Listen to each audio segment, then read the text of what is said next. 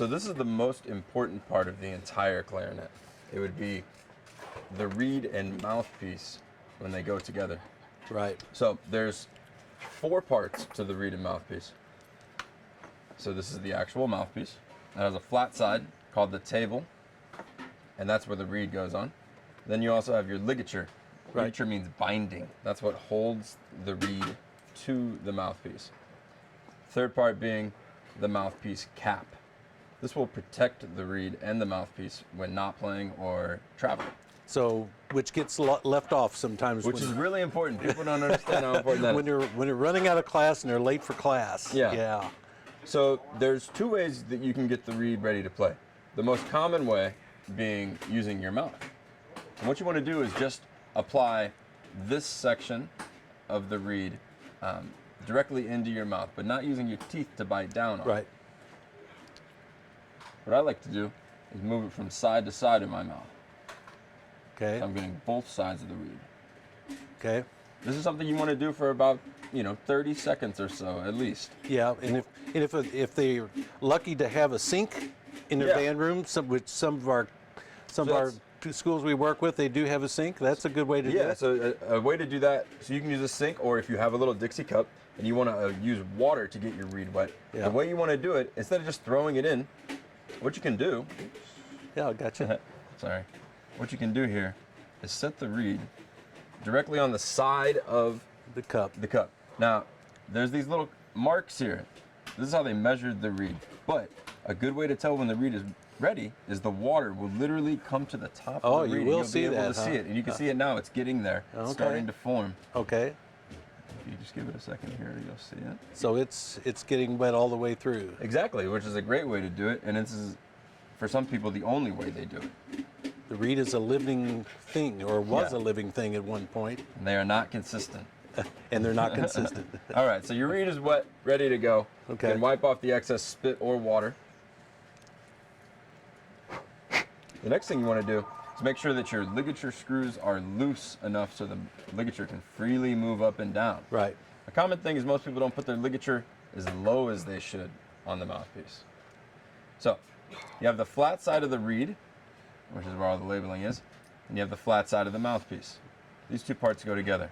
So the first thing you do is slide the ligature up so the reed can come in underneath. Right.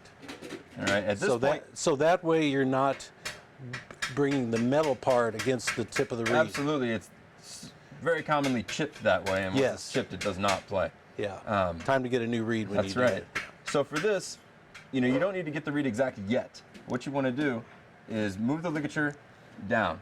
It needs to be below this line on the mouthpiece. That's the whole purpose of the line on the mouthpiece. Right, and it depends on the mouthpiece, and with the ligature too. There's going to be some people that maybe have a 1-screw ligature where it goes on the other side. This is the standard way. Right. But the rule is, the lower you put the ligature, the easier the instrument plays, and the higher you put it, the more resistant the instrument is. Okay. So, what you want to do is take your thumbs and measure up the sides of the reed to the rails of the mouthpiece, and also to the tip. And a way to check the tip would be to gently push on the reed, and you can see the black line at the top. We're not zoomed in enough, so Charlie, if you could bring that up to the lens a little Sure. closer so we One can sec. see that. So you're lining it left and right, and you're also going to line the top and bottom too. Correct. It's really important to do both. So as you can see here, it's lined up properly. If it was too high up, it's not going to play well, and if it's too low or off to the side, it's really not going to play well. So you're going to see a little bit of black at the top when you look over the top of it? Correct. I like to line it up pretty much directly with the tip. Oh, okay, so you're not going to see much black. Well, you're going to see it on the tip of the reed. Right. Like this. Okay. Let's see if I can line it up here. Yeah, so like this would be ideal for the tip. Okay. Something like this. Yeah, and you can bring that a little closer too. That'd be great.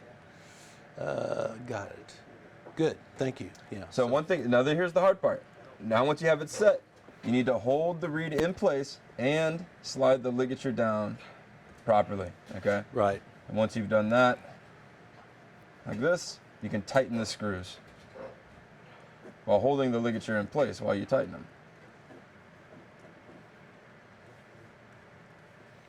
Now that seems to take a long time. And I think it should, because this is the most important part. I cannot stress that enough.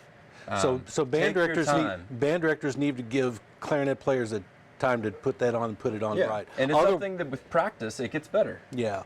Otherwise, if they're going to be late, they're just going to start leaving the reed on the mouthpiece so it's ready to go in class and they're not late. So Yeah. So and leaving the reed on the mouthpiece is one of the quickest ways to kill a reed. right.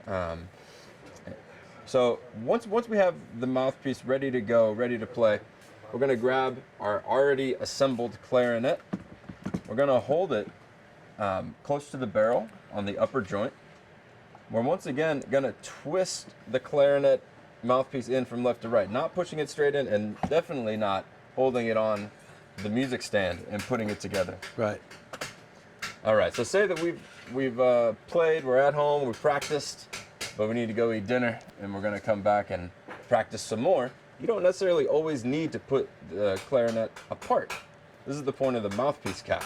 You can slide over the top and protect the reed, and it doesn't let it dry out as quickly either. Right. You can set this down on a clarinet stand or a flat surface, and you can come back and practice some more. But you wouldn't recommend putting it on a music stand. I would not recommend. in a band room. Absolutely not. Where Even- there's 100 kids in there. And even though that lip looks so convenient to set a clarinet, you don't want to do it. Okay, so when you're done with class and you're ready to put your instrument away, we're going to talk a little bit about the mouthpiece. Yeah, as you stated before, it's important to not leave the reed on the mouthpiece. So when you're done playing, the first thing you want to do is take the mouthpiece off by twisting from left to right. Set your clarinet down gently. And then what you want to do is loosen the ligature screws. You're going to make them loose enough so the ligature slides up, and we can slide the reed out up through the top of the mouthpiece. So you've never taken metal and gotten it close to the tip of the reed, Exactly. So, which causes having to buy new reeds or Yeah. playing on a reed that doesn't work. that's right. Right. And there's two options once you get the reed off. You can either put it in the standard reed case that it came with. This part you need to be gentle with though. I see this commonly chipped here. You need to slide the reed in and then push it forward and make sure not to get caught on the edges. Right. Or for a couple bucks you can buy a 2-reed holder. And what this does, you can just easily slide the reed in and there's no question of chipping it, and it actually holds the reed flat.